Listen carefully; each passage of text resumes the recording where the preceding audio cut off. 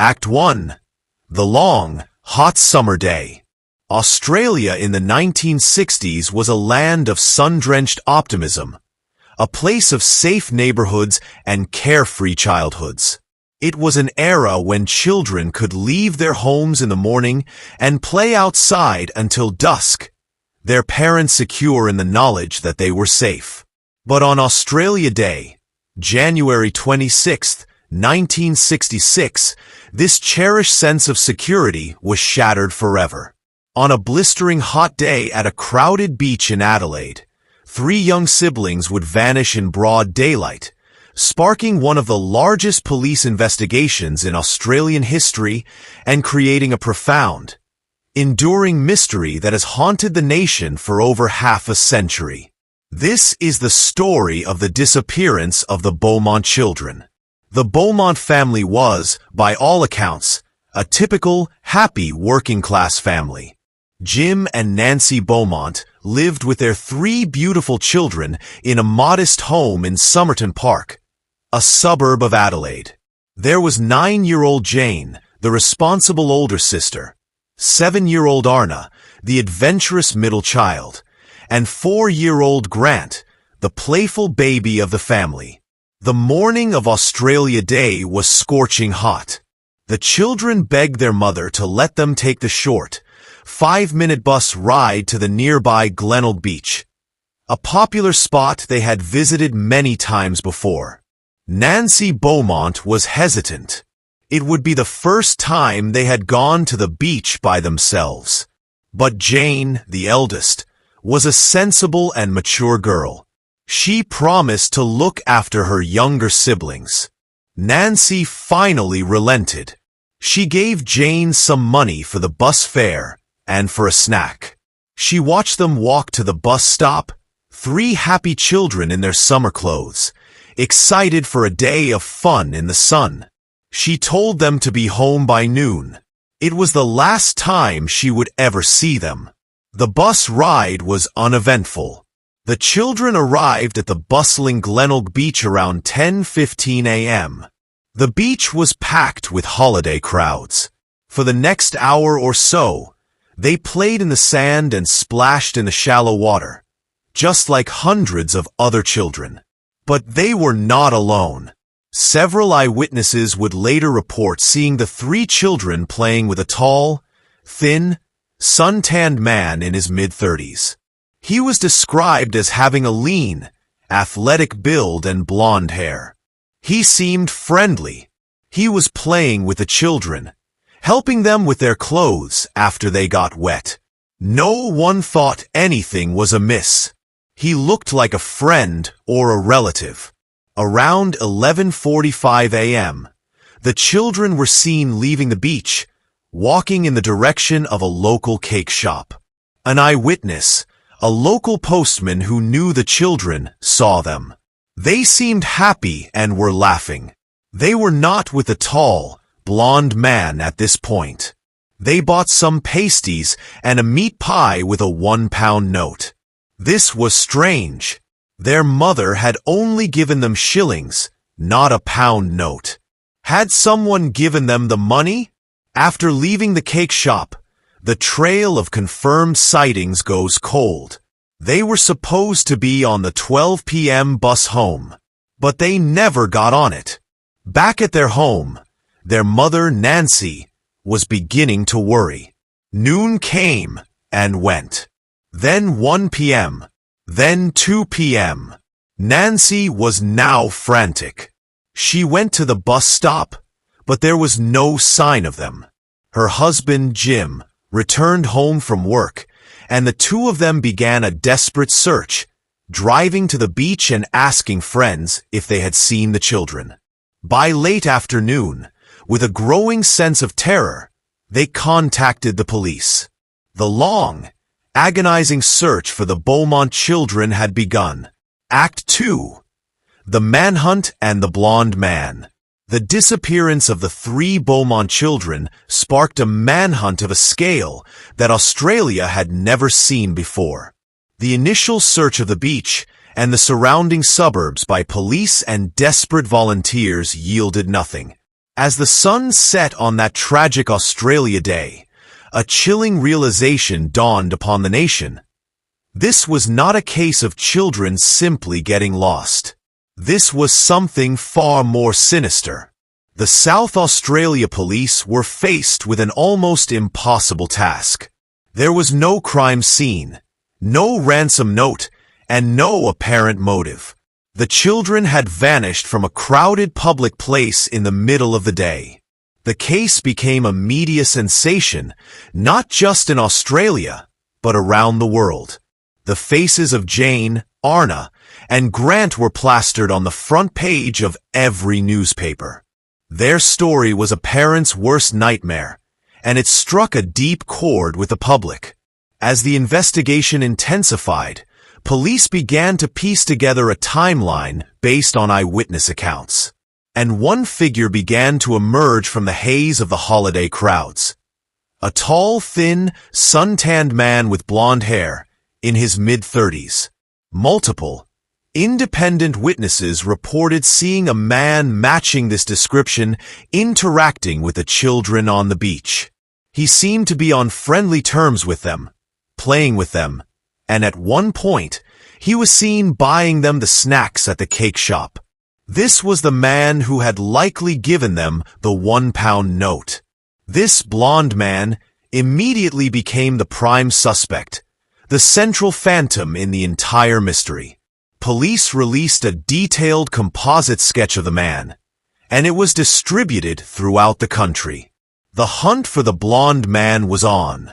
The police believed he was a predator who had spent time gaining the children's trust, a patient and cunning manipulator who had expertly lured them away from the safety of the crowd. The investigation explored every possible lead. Beaches, parks, and abandoned buildings were searched. The harbor was dragged. Every known sex offender in the state was interviewed. The public response was overwhelming. Thousands of tips poured in, but each one led to a frustrating dead end. The blonde man remained a ghost.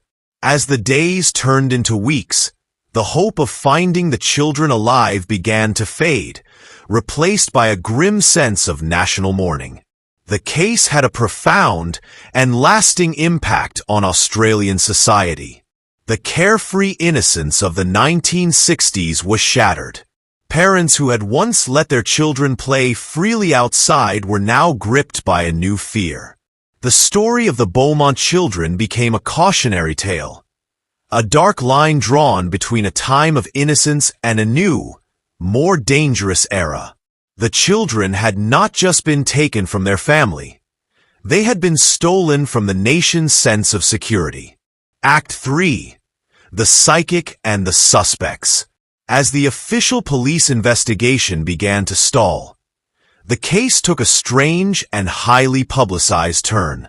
In November of 1966, nearly a year after the children had vanished, a Dutch parapsychologist named Gerard Croiset was brought to Australia to work on the case.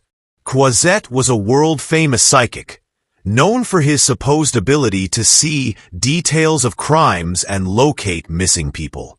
His involvement, sponsored by a wealthy Adelaide businessman, turned the already sensational case into a media circus. Croiset claimed to have a number of visions about the case. He stated that the children's bodies were buried inside a warehouse, not far from the Beaumont family home.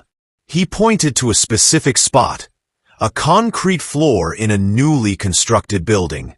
The public and the media were electrified by this seemingly specific and testable clue.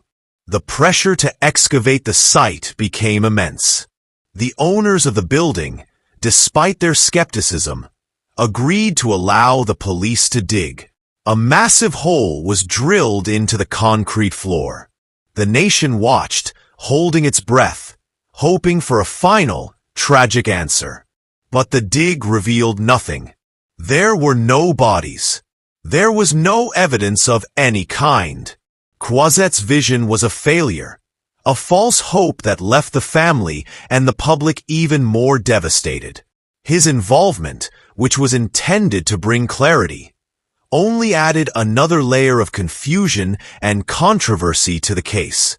While the psychic hunt led to a dead end, the police investigation continued to focus on more tangible suspects. Over the years, a number of individuals have been considered prime suspects in the disappearance. One of the most significant was a man named Bevan Spencer Von Einem. A wealthy and well-connected accountant, Von Einem was convicted in the 1980s for the murder of a young man, a crime that had some superficial similarities to the Beaumont case. He was a known predator who targeted young people. Eyewitnesses from the beach in 1966 were shown his photograph, and some said he bore a strong resemblance to the blonde man they had seen with the children. But the evidence remained purely circumstantial. Von Einem has never been charged in connection with the Beaumont case and has always maintained his innocence. Another major person of interest was Arthur Stanley Brown, a man who was convicted of other crimes against children. He, too, bore a striking resemblance to the composite sketch of the blonde man. Police suspected him for years, but again, there was never enough direct evidence to lay charges. The case is a gallery of ghosts, a collection of what-ifs and maybes. The blonde man, seen on the beach, was never definitively identified. Was he the killer, or just an innocent beachgoer who happened to be friendly with the children? Was he one of the known suspects, like Von Einem or Brown? Or was he someone else entirely?